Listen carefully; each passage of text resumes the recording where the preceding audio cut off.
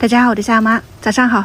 现在学习来做早餐了，煎了南瓜饼，还有这个鲜奶米布丁，就是用剩饭做的。这一小半碗的剩饭放到砂锅里面，再倒入2盒的纯牛奶或者是鲜奶哈，再加一点冰糖，调一下甜味。现在早上6点38了，我都差点没起来啊，定了好几个闹钟。先把米饭碾开，然后煮到稍微粘稠就可以出锅了。就超市里面那种一盒一盒的简爱的那种鲜奶米布丁，我觉得还是挺好喝的其实就是牛奶粥，滑滑的，奶香味比较浓郁。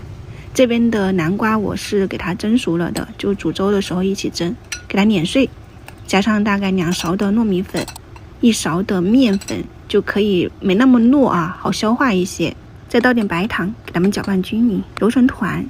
这个是刚出锅的那个南瓜，所以揉起来会有一点点粘手，你拍的时候手上沾一点点水，给它铺开，油热以后放进去就是最小火慢慢的去给它煎，煎到两面焦香。拿起来的时候有一点点鼓泡了，像这样子就熟透了。形状不咋样，味道还是可以的，就是那种香甜软糯，但又不会说那么粘牙，里面带了一点面粉，挺好消化的，可以尝试。太烫了，不太好掰，反正那5个他们都是连吃带拿，都已经吃光了的。我看他们还在整理，就给他们煎了一点鸡蛋。今天的节奏都没找回来，找袜子的找袜子，各种忙，着急忙慌的。